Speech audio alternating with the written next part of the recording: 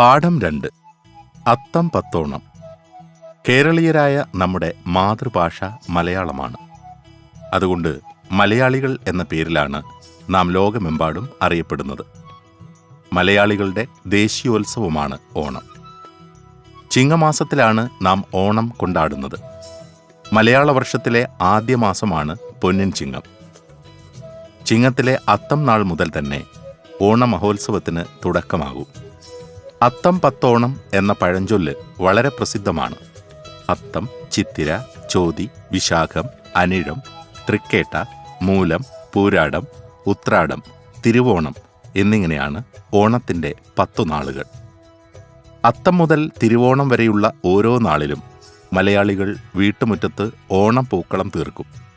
പഴയകാലത്ത് പാടത്തും പറമ്പിലും കുന്നിൻ മുകളിലുമൊക്കെ വിരിഞ്ഞു നിൽക്കുന്ന നാട്ടുപൂക്കൾ കൊണ്ടാണ് അതിമനോഹരമായ പൂക്കളങ്ങൾ തീർത്തിരുന്നത്. കുട്ടികളും മുതിർന്നവരും അക്കാലത്ത് പൂപ്പാട്ടുകളും പാടിയിട്ടാണ് പൂന്നുള്ളാൻ പോയിരുന്നത്. കറ്റക്കറ്റ കയറിട്ടു, കയറാലഞ്ചു മടക്കിട്ടു, നെറ്റിപ്പട്ടം പൊട്ടിട്ടു, കൂടെ ഞാനും പൂവിട്ടു എന്ന് കുട്ടികൾ ഒരുമിച്ച് പാടുന്നത് കേൾക്കാൻ വളരെ രസമായിരുന്നു.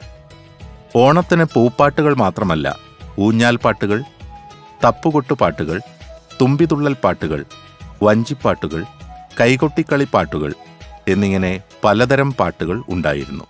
ഐശ്വര്യത്തിൻ്റെയും സമാധാനത്തിൻ്റെയും സമ്പൽ സമൃദ്ധിയുടെയും മഹോത്സവമെന്ന നിലയിലാണ് മലയാളികൾ ഓണം കൊണ്ടാടി വരുന്നത്. ഓണത്തിൻ്റെ ഉത്ഭവവുമായി ബന്ധപ്പെട്ട് പലതരം ഐതിഹ്യങ്ങളും കഥകളും പ്രചാരത്തിലുണ്ട്.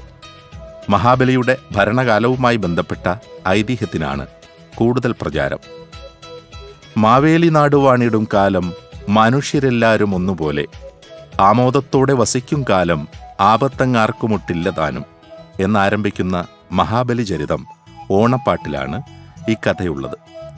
കേരളം വാണിരുന്ന അസുര ചക്രവർത്തിയായ മഹാബലിയെ വാമനൻ ചതിപ്രയോഗത്തിലൂടെ പാതാളത്തിലേക്ക് ചവിട്ടിത്താഴ്ത്തിയെന്നാണ് മഹാബലി ചരിതത്തിൽ പറയുന്നത്. പാതാളത്തിലേക്ക് ആണ്ടുപോയ മഹാബലി ആണ്ടിലൊരിക്കൽ തൻ്റെ പ്രജകളെ വന്നു കാണാൻ അനുവാദം ചോദിച്ചു. വാമനൻ അതനുവദിച്ചു. ആ ദിവസമാണത്രേ ചിങ്ങമാസത്തിലെ പൊൻ തിരുവോണം.